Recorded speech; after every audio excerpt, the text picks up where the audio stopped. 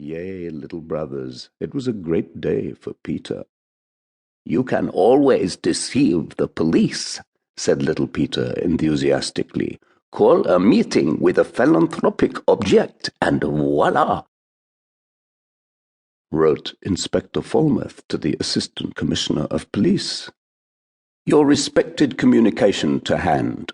The meeting to be held tonight at the Phoenix Hall, Middlesex Street East, with the object of raising funds for a Russian sailor's home, is, of course, the First International Congress of the Red 100. Shall not be able to get a man inside, but do not think that matters much, as meeting will be engaged throwing flowers at one another, and serious business will not commence till the meeting of the inner committee. I enclose a list of men already arrived in London, and have the honour to request that you will send me portraits of undermentioned men." There were 3 delegates from Baden, Herr Schmidt from Fribourg, Herr Blomo from Karlsruhe, and Herr von Dunop from Mannheim. They were not considerable persons, even in the eyes of the world of anarchism. They called for no particular notice, and therefore the strange thing that happened to them on the night of the Congress is all the more remarkable. Herr Schmidt had left his pension in Bloomsbury and was hurrying eastward.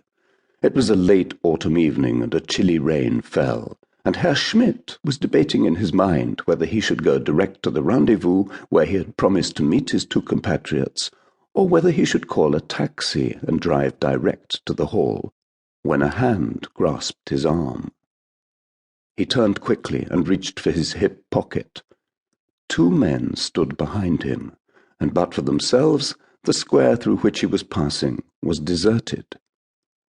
Before he could grasp the Browning pistol, his other arm was seized, and the taller of the 2 men spoke. "You are Augustus Schmidt?" he asked. "That is my name." "You are an anarchist?" "That is my affair." "You are at present on your way to a meeting of the Red 100? Herr Schmidt opened his eyes in genuine astonishment. "How did you know that?" he asked. "I am Detective Simpson from Scotland Yard, and I shall take you into custody," was the quiet reply. "On what charge?" demanded the German. "As to that, I shall tell you later." The man from Baden shrugged his shoulders. "I have yet to learn that it is an offence in England to hold opinions." A closed motor car entered the square, and the shorter of the 2 whistled, and the chauffeur drew up near the group. The anarchist turned to the man who had arrested him.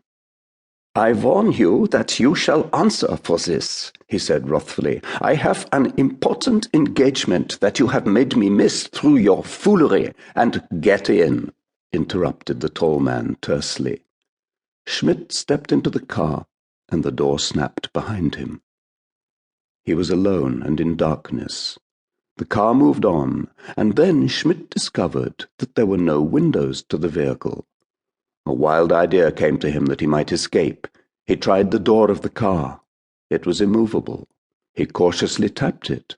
It was lined with thin sheets of steel. "A prison on wheels," he muttered with a curse, and sank back into the corner of the car. He did not know London. He had not the slightest idea where he was going. For 10 minutes the car moved along. He was puzzled. These policemen had taken nothing from him. He still retained his pistol. They had not even attempted to search him for compromising documents. Not that he had any, except the pass for the conference and the inner code. Heavens! He must destroy that.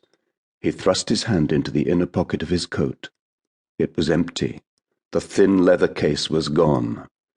His face went grey, for the Red 100 is no fanciful secret society, but a bloody-minded organization with less mercy for bungling brethren than for its sworn enemies.